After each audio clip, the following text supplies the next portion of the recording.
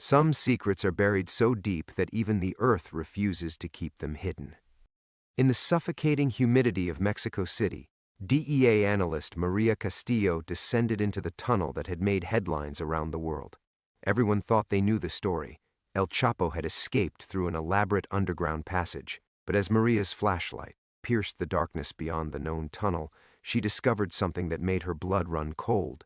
The passage didn't end where the reports claimed. It connected to a vast network of forgotten subway tunnels, sealed since 1960, where the walls were covered in decades-old scratches, desperate markings left by human hands. For 30 years, Maria had built her career hunting traffickers, never knowing she was walking in the footsteps of her own family's tragedy. Her sister Carmen had vanished during their childhood vacation to Mexico City in 1985, and now, in these abandoned depths, Maria found a faded hair ribbon that looked disturbingly familiar. As she held it in her trembling hands, one question echoed through the tunnels. How many people knew the truth about what really happened down here, and how high did this conspiracy reach? Before we jump back in, tell us where you're tuning in from, and if this story touches you, make sure you're subscribed because tomorrow I've saved something extra special for you. The ribbon slipped through Maria's fingers like a whisper from the past, floating down to rest among the debris of forgotten decades. Her hands shook as she crouched in the stagnant air, the beam of her flashlight creating a narrow cone of reality in the overwhelming darkness. 30 years in law enforcement had taught her to compartmentalize, to separate the professional from the personal, but here in these forsaken tunnels, that careful discipline crumbled. She forced herself to breathe, to think like the analyst she'd trained herself to be. The ribbon could belong to anyone. Thousands of people had probably passed through these tunnels over the decades, but even as her rational mind constructed these arguments, her heart hammered against the possibility that had been buried since she was 17 years old. "Castillo, you copy?" The radio crackled with static, pulling her back to the immediate moment. "Copy," she managed, her voice steadier than she felt. "How much further does this thing go? We've got media breathing down our necks up here, and the Mexican authorities want their crime scene back." Maria swept her light across the tunnel walls, taking in the scope of what lay before them. The official reports claimed El Chapo's tunnel ended at the small house where his motorcycle waited. Clean, simple, case closed. But this network stretched far beyond anything in those sanitized files. "Give me another hour," she said into the radio. "You've got 30 minutes. Then we need you topside for the briefing." The line went dead, leaving her alone with the sound of dripping water and her own ragged breathing. Maria had built her reputation on thoroughness, on finding the details others missed. It's what had earned her a spot on the Joint Task Force investigating the most infamous prison escape in recent history. But this felt different, personal in a way that violated every protocol she'd spent decades following. She moved deeper into the abandoned subway system, her flashlight revealing sections of tiled walls that spoke of Mexico City's ambitious underground transit dreams from the 1960s. The earthquake that year had ended those dreams, sealing these tunnels and leaving them to decay in darkness, perfect for the kind of people who traded in human misery. The scratches on the walls grew more numerous as she progressed. Some were clearly fresh, probably from El Chapo's recent passage, but others had the weathered look of decades-old desperation. Maria photographed everything, her camera flash illuminating the tunnel in stark, grotesque snapshots. Names carved into concrete, dates spanning from the 1970s to just months ago. Hash marks that could have been counting days, weeks, or years. Her phone buzzed with a text from her supervisor in El Paso. "Need your preliminary assessment by 1800. Press conference tomorrow."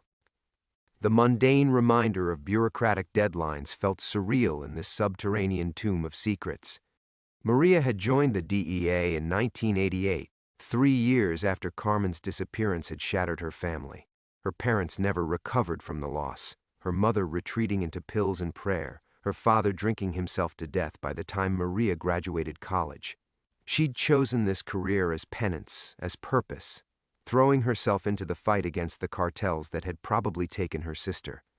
But she'd always imagined Carmen's fate had played out in some remote desert, not in tunnels beneath the city where they'd shared their last happy memories. The tunnel branched ahead, creating a T intersection that wasn't on any of the blueprints she'd studied. Maria chose the left passage, following what appeared to be more recent foot traffic in the accumulated sediment. The air grew thicker, more oppressive, carrying scents she didn't want to identify. 50 yards further, her light caught something that made her stop cold. A small chamber had been carved out of the tunnel wall, fitted with metal rings embedded in the concrete. Restraints. Recent scratches in the walls suggested this room had seen use within the past few years. Maria's stomach lurched as she documented the scene, her professional detachment warring with a growing sense of horror at what this network had facilitated. Her radio crackled again. "Castillo, time's up. We need you back at command. En route," she lied, pressing deeper into the darkness. The tunnel curved ahead, and her flashlight beam revealed another chamber, larger than the first. But this one contained something that stopped her breath entirely. A small backpack, child-sized, sat in the corner where it had been forgotten or abandoned. The fabric was faded and water-stained, but Maria recognized the distinctive pattern immediately: rainbow stripes on blue canvas. She'd had one just like it. Carmen had had one exactly like it. Maria's hands shook as she approached the backpack, her flashlight beam wavering across its surface. 30 years of wondering, of building theories and chasing shadows, had led to this moment in a forgotten tunnel beneath Mexico City. She reached for the zipper, knowing that whatever she found inside would either answer the question that had haunted her entire adult life or destroy her completely. The metal zipper stuck, corroded by decades of moisture and neglect, but finally gave way with a soft rasp that echoed through the chamber like a sigh. The sound of her own heartbeat thundered in Maria's ears as she stared into the open backpack, her flashlight beam revealing contents that had been preserved by the tunnel's dry sections like artifacts in a tomb. A child's coloring book, its pages warped but still recognizable. Disney princesses that Carmen had been obsessed with during their last vacation together. A small plastic comb with missing teeth. And there, wrapped in what remained of a plastic sandwich bag, a Polaroid photograph. Maria's vision blurred as she lifted the photo with trembling fingers. 3 children smiled back at her from the bright sunshine of Plaza de la Constitución. Herself at 17, Carmen at 12, and their cousin Diego at 15. Their last day together before Carmen vanished from their hotel room that night, leaving behind only questions that had shaped every decision Maria had made since. "Castillo!" The radio's harsh crackle shattered the moment. "We need you topside now. Mexican authorities are shutting us down." Maria quickly pocketed the photograph and sealed the backpack in an evidence bag, her training taking over even as her world tilted off its axis. She couldn't process this here, not in the suffocating darkness with officials breathing down her neck. Whatever truth this tunnel held would have to wait. The climb back to street level felt eternal, each step carrying her further from answers and closer to the carefully constructed life she'd built on the foundation of her loss. By the time she emerged from the small house that had hidden El Chapo's escape route, the harsh Mexican sun felt like a physical assault after the tunnel's embrace. Deputy Director Frank Morrison waited by their command vehicle, his face grim with the particular expression Maria had learned meant political complications. At 62, Morrison had survived 3 decades of DEA politics by reading situations better than crime scenes, and right now he looked like a man calculating damage control. "What took you so long down there?" he asked, lighting his 3rd cigarette of the hour. "The Mexicans want us out, and Washington wants answers." "The tunnel system is extensive," Maria replied, falling back into the professional tone that had served as armor for 30 years. "We're looking at a trafficking network that predates El Chapo's operation by decades." Morrison studied her with the sharp eyes that had made him one of the DEA's most effective administrators. "You look like you've seen a ghost. Everything okay?" Maria forced herself to meet his gaze, knowing that any sign of emotional compromise could derail her career at this critical juncture. She was 2 years from retirement, with a pension that represented security after a lifetime of modest government salaries. More importantly, she held a position that gave her access to intelligence networks spanning both sides of the border, access she might need to follow the thread she'd just discovered. "Just the usual reaction to finding evidence of human trafficking," she said. "Those chambers weren't built for drug smuggling." The drive back to their hotel in Mexico City gave Maria time to think, to plan. She shared a rental car with agent Rebecca Chen, her junior partner for the past 3 years at 34. Rebecca represented everything Maria might have been if she hadn't spent her career chasing ghosts, ambitious, focused, unburdened by the weight of personal tragedy. "You've been quiet since we came up," Rebecca observed, navigating the chaotic Mexico City traffic with the confidence of someone who saw obstacles as challenges rather than omens. "Find something interesting down there?" Maria watched the city flow past their windows, the same streets where she and Carmen had wandered as tourists 30 years ago, buying candy from vendors and practicing their high school Spanish. Now those memories felt like scenes from someone else's life.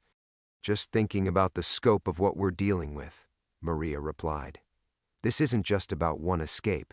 There's something bigger here." Rebecca glanced at her partner, noting the tension that had become increasingly common in recent months. "You know, you've been eligible for retirement for 2 years now. Ever think about taking it? You could consult, make twice the money, set your own hours." The suggestion stung because Rebecca was right. Maria's small apartment in El Paso felt more like a way station than a home. Her few relationships had withered under the demands of a career that required constant travel and emotional unavailability. She had no children, few close friends outside the job, and savings that would allow for a comfortable if modest retirement. But leaving now would mean abandoning the only real lead she'd ever found about Carmen's fate. "Maybe after this case," Maria said, the lie coming easily after decades of practice. That evening, alone in her hotel room, Maria spread the contents of her investigation across the small desk, official photographs, tunnel blueprints, and hidden among them, the Polaroid from Carmen's backpack. The evidence bag containing the backpack itself sat in the room's safe, a secret that could end her career if discovered. She opened her laptop and began typing her preliminary report, constructing the careful language that would keep the investigation active without revealing the personal stake that had just transformed everything. Outside her window, Mexico City pulsed with life, while below the streets, in darkness that had hidden secrets for decades, the truth waited. The ringing phone shattered Maria's fragile concentration at 3:47 a.m. She'd been staring at her laptop screen for hours, the cursor blinking accusingly after 2 sentences of her preliminary report. Every word she'd attempted to write felt like a betrayal, either of her professional ethics or of Carmen's memory. "Castillo." Her voice came out rougher than intended. "Maria, it's Morrison. We have a problem." She sat up straighter, instantly alert despite the lack of sleep. Morrison never called agents by their first names unless the situation had moved beyond standard protocol. "What kind of problem?" "The kind that comes from Washington at midnight. Get dressed. I'm picking you up in 20 minutes. The line went dead, leaving Maria staring at her phone in the blue glow of her laptop screen. She glanced at the evidence bag in the open safe, Carmen's backpack a dark accusation in the shadows. Whatever was happening, it threatened to pull her away from the only real lead she'd found in 30 years. Morrison's SUV idled outside the hotel exactly 20 minutes later, exhaust visible in the cool pre-dawn air. Maria slid into the passenger seat, noting the tension in his jaw and the way his hands gripped the steering wheel with white-knuckled intensity. "Where are we going?" she asked. "The embassy." "And Maria?" He turned to look at her directly. "Whatever you found down in those tunnels yesterday, I need to know about it now, before we walk into this meeting." The weight of the Polaroid in her jacket pocket seemed to increase tenfold. Maria studied Morrison's profile as he navigated the empty streets, calculating risks and possibilities. In 30 years of working together, he'd never lied to her, but she'd also never found herself in a position where the truth could destroy everything.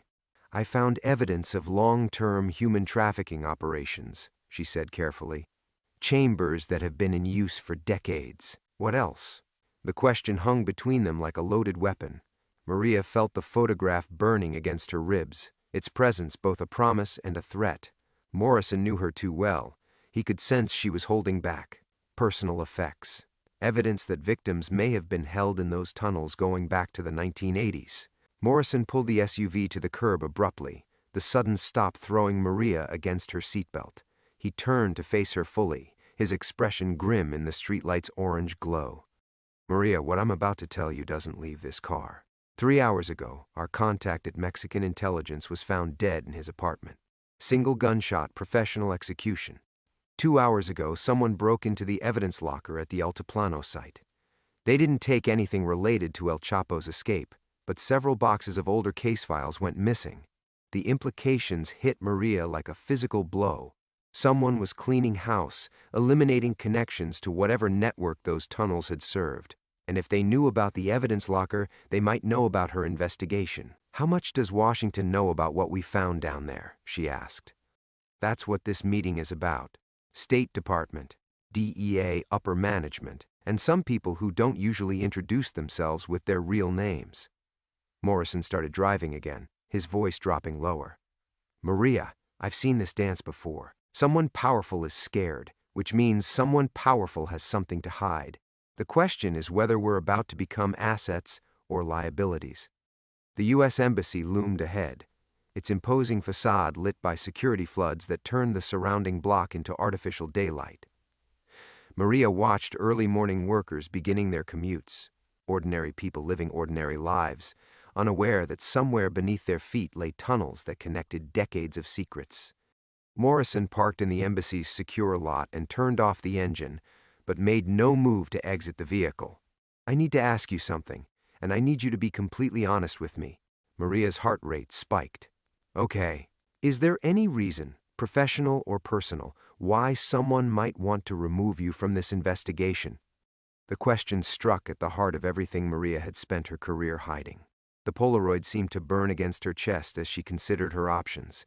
She could lie, continue the deception that had protected her for 30 years, and hope that Morrison's political instincts could navigate whatever storm was brewing inside the embassy. Or she could tell him the truth and trust that 3 decades of partnership meant something. Before she could answer, Morrison's phone buzzed with a text. He glanced at the screen and swore softly. "They've moved the meeting up. We need to go in now." He looked at her one final time. "Whatever you're not telling me, Maria, it better not come back to bite us both." As they walked toward the embassy's entrance, Maria felt the weight of an impossible choice settling on her shoulders. In a few minutes, she would sit across from people who could either help her find the truth about Carmen or bury both of them forever. The morning air carried the distant sound of the city waking up, but all Maria could hear was the echo of 30 years of questions finally demanding answers. The embassy's marble lobby felt like a mausoleum as their footsteps echoed across the polished floor. Maria's hand instinctively moved to her jacket pocket, checking for the Polaroid's presence one more time. Each step forward felt like betrayal of Carmen, of the truth, of everything she'd spent 30 years searching for. But turning back now would mean losing her only chance to follow this lead wherever it might take her. "Second thoughts?" Morrison asked quietly as they approached the elevator bank. "Always," Maria replied, though the admission felt dangerous in this place where words could be weapons. The elevator climbed silently to the 7th floor, carrying them toward people who specialized in making inconvenient truths disappear. Maria had witnessed it before, investigations that suddenly lost funding, evidence that mysteriously became inadmissible, careers that ended with quiet transfers to forgotten field offices. The machinery of institutional protection was efficient and merciless. Morrison straightened his tie as the doors opened, transforming into the political animal that had kept him alive in Washington for 3 decades. "Remember," he murmured, "we're here to brief them, not to be briefed. Keep control of the narrative." But Maria knew they'd lost control the moment someone executed their Mexican contact. This meeting wasn't about briefing anyone. It was about determining how much damage needed to be contained. The conference room held 5 people, though only 3 bothered to introduce themselves. Deputy Assistant Secretary Patricia Walsh from State represented the official government interest. DEA Associate Director James Crawford spoke for their home agency.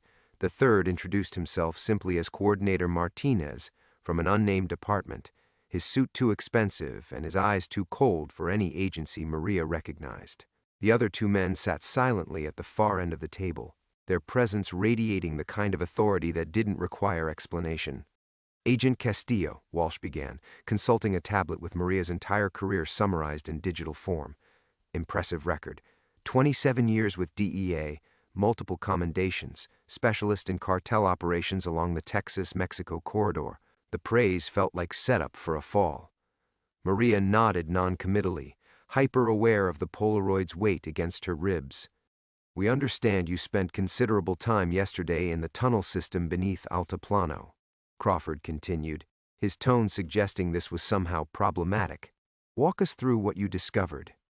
This was the moment of truth. Maria could deliver a sanitized version that focused solely on El Chapo's escape route, keeping Carmen's backpack and its implications buried in her personal investigation. Or she could reveal the full scope of what she'd found, trusting that institutional momentum would carry her toward answers rather than oblivion. "The tunnel connects to an extensive network of abandoned subway infrastructure from the 1960s, she began carefully. "Evidence suggests it's been used for human trafficking operations spanning multiple decades." "Evidence?" Martinez leaned forward, his interest sharp and predatory. Maria felt Morrison's tension beside her, a warning that she was approaching dangerous territory. Holding chambers, personal effects, markings that indicate long-term imprisonment of victims. "Did you collect any of this evidence?" Walsh asked, her fingers poised over her tablet. The question hung in the air like smoke from a fired weapon. Maria understood that her answer would determine everything that followed, whether she remained part of this investigation or became another inconvenient truth requiring management. "Standard documentation," she replied. "Photographs, measurements, preliminary assessment for a full forensic team." It wasn't exactly a lie, but it wasn't the complete truth either. The backpack sat in her hotel safe, a secret that grew heavier with each passing hour. Every moment she didn't report it was another step away from proper procedure, another compromise of the ethical standards that had guided her career. About this forensic team, one of the silent men spoke for the first time, his accent suggesting East Coast education and unlimited funding. "That won't be necessary. Mexican authorities are sealing those tunnels for public safety reasons." The words hit Maria like ice water. They were shutting down the investigation, burying whatever secrets those tunnels held along with any chance she had of learning Carmen's fate. 30 years of searching, reduced to a political calculation made by people who saw human suffering as an acceptable cost of maintaining relationships. "Sir," Morrison interjected, "those tunnels represent one of the most significant human trafficking discoveries in recent—" "Deputy Director Morrison," Walsh interrupted, "I think you misunderstand the scope of our concerns here. This isn't about human trafficking. This is about maintaining operational security for ongoing investigations that span multiple jurisdictions and agencies." Maria felt the walls closing in, the familiar sensation of bureaucratic machinery grinding toward a predetermined conclusion. But beneath her professional resignation, something else stirred, a rage that had been building for 30 years, fed by every case file that disappeared, every lead that evaporated, every family that never got answers. The Polaroid in her pocket suddenly felt less like evidence and more like ammunition. Maria's hand closed around the Polaroid through her jacket fabric, feeling its edges sharp against her palm. The silence in the conference room stretched like a wire about to snap, and she realized this moment would define everything that came after. 30 years of playing by rules that had never served Carmen, never served the families still searching, never served anyone except the people sitting across from her now, with their expensive suits and careful words. "I need to use the restroom," she said quietly. Walsh glanced up from her tablet with mild irritation. "Agent Castillo, we're not finished here." "Just 5 minutes." Maria stood, her legs steadier than she'd expected. Morrison's eyes tracked her movement with growing concern, but she avoided his gaze. Looking at him now would only remind her of everything she was about to lose. The bathroom's harsh fluorescent lighting revealed the face of a woman who had spent 3 decades compromising, accommodating, accepting half-truths and political necessities. Maria stared at her reflection and made a decision that felt like stepping off a cliff. She pulled out her phone and typed a text to Rebecca. "Get the evidence bag from my hotel safe. Combination 0712. Take it to the lab at the embassy. Full analysis, priority 1. Don't ask questions." Her finger hovered over the send button. Once Rebecca had the backpack, there would be no hiding Maria's breach of protocol. The investigation would explode beyond anyone's ability to contain it. Her career would end in disgrace, her pension would evaporate, and she'd face potential criminal charges for tampering with evidence. But Carmen's face looked back at her from that Polaroid, 17 years old and terrified in some underground chamber that might still exist beneath Mexico City's streets. Maria hit send. When she returned to the conference room, the atmosphere had shifted. Crawford was leaning forward with predatory intensity, while the unnamed men at the end of the table watched her with new interest. "Agent Castillo," Martinez said, his voice carrying a tone that suggested he knew exactly what she'd just done. "We've been discussing your future involvement in this case." "Oh?" Maria settled back into her chair, surprised by how calm she felt. The die was cast now. Whatever happened next, she was finally moving toward truth instead of away from it. "There are concerns about your objectivity," Walsh continued, consulting her tablet with renewed focus. "Your request for extended assignment in Mexico City, your unusual interest in cold cases from the 1980s, certain irregularities in your recent travel patterns. They'd been watching her. How long had they known about her private search for Carmen?" Maria felt a chill that had nothing to do with the embassy's aggressive air conditioning. "I'm not sure what you're implying," she said, though she understood perfectly. Morrison shifted beside her, his loyalty warring with his political instincts. "Agent Castillo has an exemplary record of—" "Agent Castillo has a sister who disappeared in Mexico 30 years ago," the silent man interrupted. "A sister who vanished during the exact time period when these tunnels were being actively used for human trafficking." The words hung in the air like an accusation. Maria felt the room's dynamics shift as everyone recalibrated their understanding of her motivations. She was no longer a neutral investigator, but a compromised agent pursuing a personal agenda. "That's irrelevant to the current investigation," she said, but even as the words left her mouth, she knew how hollow they sounded. "Is it?" Walsh's fingers danced across her tablet screen. "Because it seems to us that your judgment might be clouded by personal considerations, the kind of clouded judgment that could compromise ongoing operations." Maria's phone buzzed with a text from Rebecca on my way to the lab. "What the hell is this about?" Too late to turn back now. Maria looked around the table at faces that had already written her off, already decided her fate. But for the first time in 30 years, she felt the clarity that came from choosing truth over security. "You're right," she said quietly. "My judgment is compromised. It has been for 30 years, but that doesn't make what I found down there any less real." The silent man at the end of the table smiled, an expression that held no warmth. "Agent Castillo, you're being reassigned effective immediately. You'll return to El Paso and submit to a full internal investigation. And if I refuse, then you'll be suspended pending criminal charges for evidence tampering." Maria stood slowly, her decision crystallizing with each passing second. They could destroy her career, but they couldn't stop Rebecca from analyzing that backpack. They could silence her officially, but they couldn't erase what she'd already set in motion. "I guess you'll have to suspend me then," she said, walking toward the door. Morrison called after her, his voice tight with disbelief. "Maria, think about what you're doing." She paused at the threshold, her hand on the door handle. "I have been, Frank. For 30 years, the hallway beyond felt like stepping into another world, one where the truth mattered more than convenience, where some secrets were too important to keep buried." Behind her, she could hear urgent whispers and the sound of phones being pulled from pockets. They would try to stop her now. But Maria had finally crossed the line between seeking permission and taking action, and there was no going back. The elevator descended with mechanical precision, carrying Maria away from her old life and towards something she couldn't yet define. Her phone vibrated constantly, Morrison trying to reach her, probably on orders from the people upstairs who were already calculating how to minimize the damage she'd just unleashed. She turned it off and watched the floor numbers drop, each one marking another step into uncharted territory.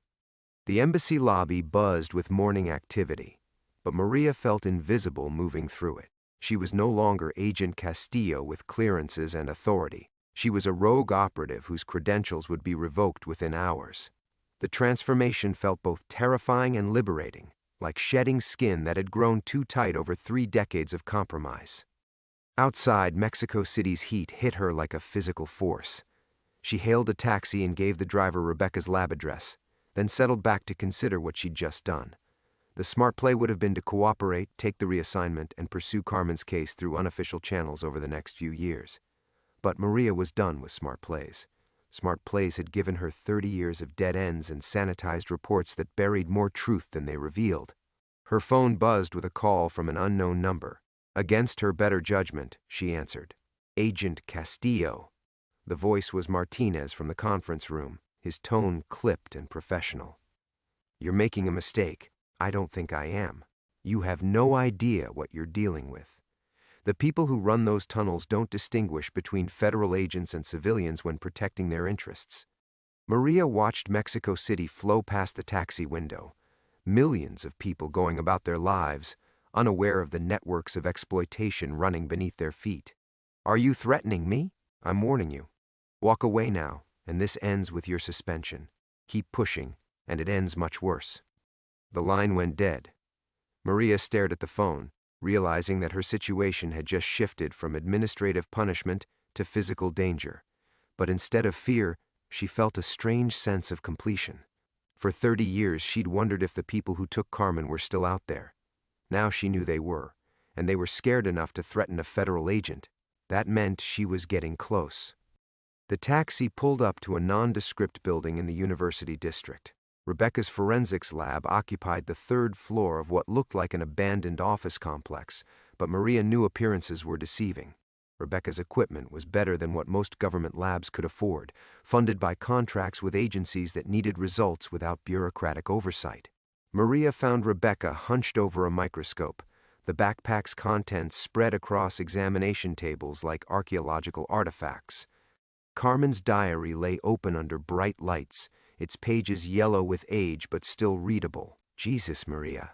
Rebecca looked up, her expression torn between fascination and concern. Where did you find this stuff? In one of the holding chambers. How much have you analyzed? Enough to know you're in deep shit. Rebecca gestured to a computer screen displaying DNA analysis results. I ran samples from the backpack against missing persons databases. 3 matches so far, all from cases spanning 1985 to 1992, all young women who disappeared while traveling in Mexico. Maria's heart hammered as she approached the diary. Carmen's handwriting looked exactly as she remembered, careful loops and curves that spoke of a girl who took pride in her penmanship. The entries were brief, scared observations about captivity in the place below, and fragments of overheard conversations. There's more, Rebecca continued, pulling up another screen. The fabric samples contained synthetic fibers that weren't commonly available until the mid-1980s, which confirms the timeline. But here's the interesting part. Some of the biological samples show evidence of ongoing habitation. People were being held in those chambers as recently as last year. The implications hit Maria like cold water. The tunnels weren't just historical crime scenes, they were active facilities. El Chapo's escape route had inadvertently exposed a trafficking network that was still operational, still destroying lives, while people in conference rooms decided whether investigating was politically convenient. Rebecca, I need you to send copies of everything to 3 places. Maria pulled out a notepad and began writing addresses. The Mexico City Prosecutor's Office, the FBI's Human Trafficking Task Force, and this journalist at the Washington Post who specializes in cartel investigations. Maria, if you're trying to blow this open, someone's going to try to stop you. They already are. Maria touched Carmen's diary gently, feeling the weight of 30 years of wondering finally balanced against concrete answers. But they're too late. Too many people know now. Rebecca looked at her with something approaching admiration. You're really going to burn it all down, aren't you? Maria thought about Morrison, about her pension, about the career that had defined her adult life.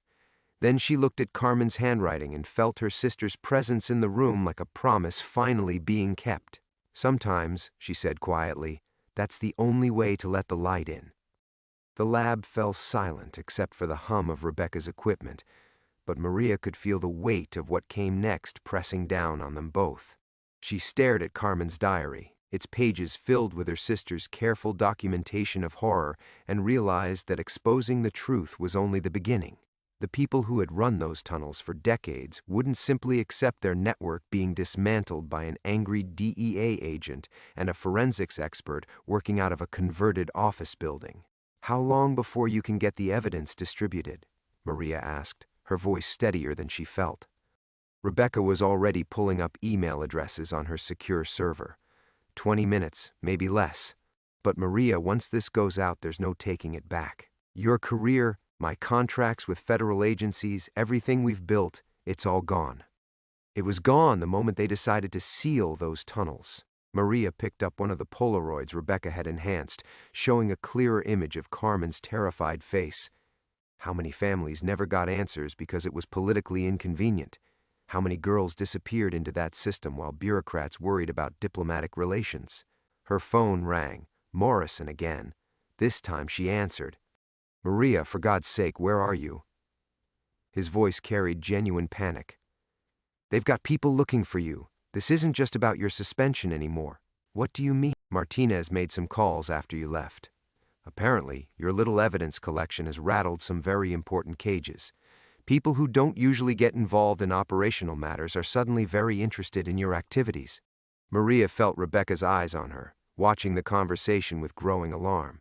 "Frank, I need you to listen to me carefully. In about 15 minutes, evidence of an active human trafficking network is going to hit multiple newsrooms and law enforcement agencies simultaneously. When that happens, a lot of powerful people are going to be very motivated to make this story disappear." "Jesus Christ, Maria. You can't." "I already have. But I need you to do something for me." She pulled out the notepad where she'd written the distribution addresses. "Call those contacts and tell them to expect something big. Tell them to have security ready, because someone's going to try to suppress this." The line went quiet for a long moment. When Morrison spoke again, his voice carried the weight of a man watching his worldview crumble in real time. "You're asking me to choose between my career and doing the right thing. I'm asking you to remember why we became federal agents in the first place." Maria looked at Carmen's diary again, feeling her sister's presence like a hand on her shoulder. "Before we learned to compromise, before we learned to accept what was politically feasible, we wanted to help people." Rebecca gestured frantically from her computer. The files were ready to send, waiting only for Maria's final authorization. Once those emails went out, there would be no hiding, no negotiating, no managing the consequences through proper channels. "Frank, I have to go, but promise me something. When they try to spin this as the actions of a rogue agent with personal motivations, remember what you saw in those tunnels. Remember that real people suffered while we followed procedures." She ended the call and nodded to Rebecca. "Send it." Rebecca's fingers flew across the keyboard, uploading gigabytes of evidence to secure servers around the world. DNA analysis, enhanced photographs, Carmen's diary entries, architectural surveys of the tunnel system. 30 years of buried truth exploding into daylight with the click of a mouse. "Done," Rebecca said quietly. "No going back now." Maria's phone immediately erupted with calls from unknown numbers. She turned it off again and moved to the window, looking down at the street below. A black SUV was parked across from the building, its occupants hidden behind tinted windows. "They found us," she said. Rebecca joined her at the window, her face pale. "How is that possible? This location isn't connected to any government databases." Martinez said they don't distinguish between federal agents and civilians. Maria gathered Carmen's diary and the enhanced photographs, slipping them into her jacket. "They've been running this network for decades. They have resources we can't imagine." A second SUV pulled up behind the first. Maria counted at least 6 figures emerging, moving with the coordinated precision of professional operatives. Not law enforcement, something else entirely. "Rebecca, is there another way out of here?" "Service elevator in the back. Connects to the parking garage." Rebecca was already shutting down her equipment, wiping hard drives with practiced efficiency. "But Maria, where can we go? If they found us here, they can find us anywhere." Maria thought about the tunnel system beneath the city, about Carmen's diary entries mentioning other locations, other facilities that might still exist. The network wasn't just about trafficking. It was about control, about having places where inconvenient people could disappear without trace. "We go underground," she said. "But first, we make sure the story survives even if we don't." Rebecca pulled out a tablet and began typing rapidly, her fingers trembling slightly as she worked. "Insurance policy," she muttered, uploading everything to multiple cloud servers. "Dead man's switch. If I don't check in every 12 hours, everything gets released to WikiLeaks and every major news outlet simultaneously." Maria watched the men from the SUVs disappear into the building's lobby. Professional but not federal, their movements had the fluid coordination of private military contractors, the kind of people governments hired when they needed problems to disappear completely. "How long do we have?" Rebecca asked, still typing. "Maybe 3 minutes." Maria's mind raced through their options. The service elevator would buy them time, but not much. These weren't amateurs who would miss obvious escape routes. Carmen's diary mentions a subway entrance near the university. Something about the metal door with 3 locks that connected to the main tunnels. You want to hide in the same place they've been trafficking people for 30 years?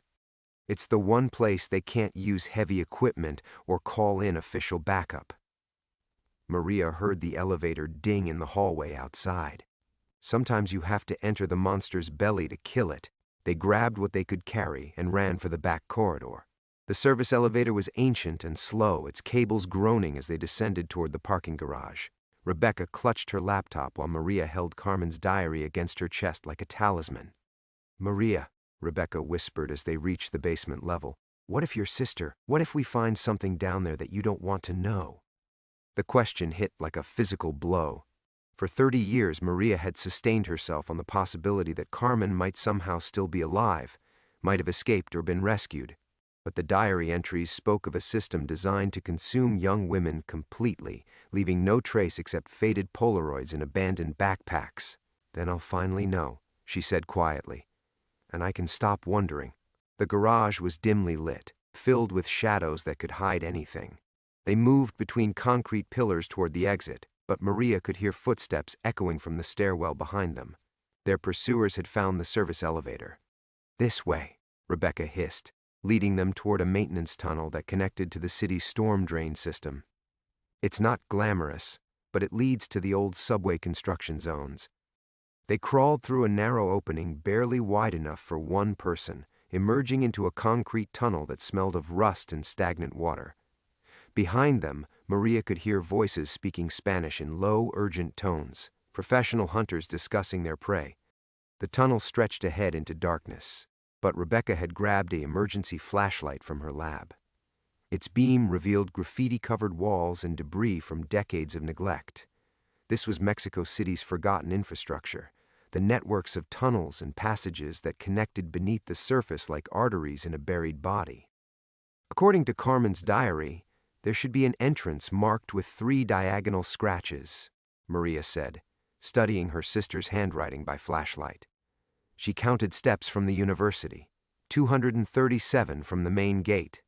They moved through the darkness, Maria's heart pounding with more than just physical exertion.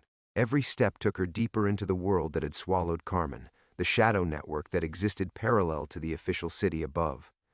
She could feel the weight of 30 years of grief and uncertainty transforming into something sharper and more dangerous, a need for justice that transcended personal consequences.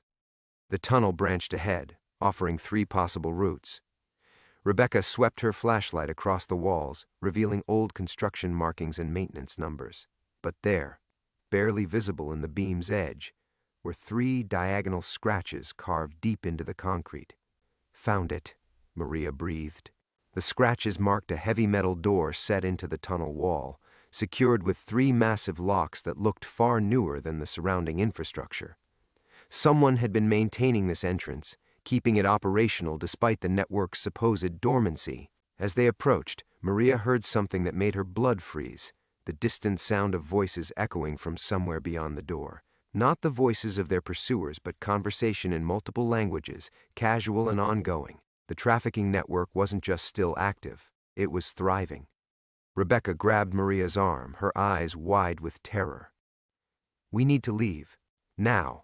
Call the FBI, the Mexican authorities, anyone with enough firepower to—" "No," Maria pulled out the lock-picking tools she'd carried since her early days in narcotics. They'll just find another location, destroy the evidence, disappear into new tunnels. This is our only chance to end it completely. As she worked on the first lock, Maria could hear footsteps in the tunnel behind them. Their pursuers had found their trail. Ahead lay a network that had destroyed her family and countless others. She was trapped between two forms of certain death, armed with nothing but a 30-year-old diary and an unshakable need for justice. The first lock clicked open, and Maria realized that everything she'd learned about survival, about investigation, about the dark compromises that kept evil functioning in the world, was about to be tested in the most fundamental way possible. The second lock proved more stubborn, its tumblers corroded by decades of underground moisture. Maria's hands shook as she worked the picks, sweat dripping onto the tools despite the tunnel's chill. Behind them, flashlight beams began dancing across the tunnel walls. Their pursuers were maybe 2 minutes away. "Maria, please," Rebecca whispered, her voice breaking. "We can't fight these people. We're forensic analysts, not soldiers." The voices beyond the door grew louder, and Maria caught fragments of conversation, orders being given in Spanish about new arrivals and transport schedules. Her stomach lurched as she realized they were listening to the operational heart of an active trafficking ring, the same system that had devoured Carmen 3 decades ago. The second lock clicked open just as automatic weapon fire erupted in the tunnel behind them. Their pursuers weren't just trying to capture them anymore. They were shooting to kill. Concrete chips exploded around them as bullets ricocheted off the tunnel walls. "Get down!" Maria shoved Rebecca behind a support beam and attacked the third lock with desperate fury. Her picks slipped twice, precious seconds evaporating as the gunfire grew closer. She could hear boots splashing through standing water, tactical commands being shouted in English with military precision. The final lock surrendered just as a bullet grazed Maria's shoulder, spinning her against the metal door. Pain exploded down her arm, but she managed to wrench the door open and push Rebecca through the gap.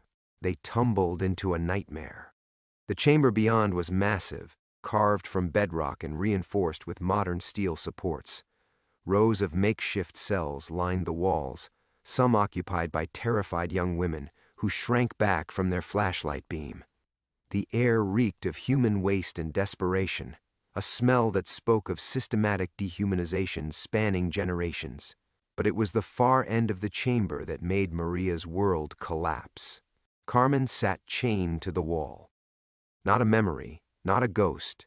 Her sister, alive but broken, her hair white and her eyes holding the hollow stare of someone whose mind had retreated from unbearable reality. She looked up as the flashlight beam found her face, and Maria saw a flicker of recognition that cut deeper than any physical wound. "Carmen?" Maria's voice cracked as she stumbled forward, her wounded arm forgotten. Her sister's lips moved soundlessly, forming words that had no breath behind them. 30 years of captivity had reduced Carmen to something barely human, a living reminder of what happened to people who disappeared into the system's depths. Rebecca gasped behind her. "Jesus Christ, Maria, we have to get her out of here." But even as Maria fumbled for the keys to Carmen's restraints, she heard the voices in the chamber changing tone. Their presence had been detected. Footsteps echoed from multiple tunnels leading into the space, and she realized they had walked into the center of a spider's web with no way out. A spotlight blazed to life, blinding them both. When Maria's vision cleared, a dozen armed figures had emerged from concealed positions throughout the chamber. At their head stood a man in an expensive suit who looked completely out of place in the underground horror show. "Miss Castillo," he said in accented English, "you've been very difficult to locate."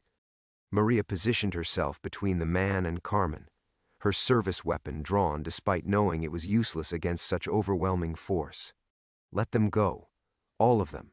Take me instead." The man laughed, a sound that echoed obscenely off the chamber walls. "You misunderstand your situation. This facility has operated successfully for 40 years because it maintains perfect operational security. No witnesses, no survivors, no stories that reach the surface. The evidence is already out there. Multiple news outlets, law enforcement agencies.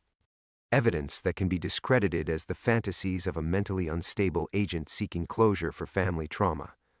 He gestured to one of his men, who handed him a tablet displaying news feeds. Your former supervisor has already issued statements about your psychological breakdown following suspension.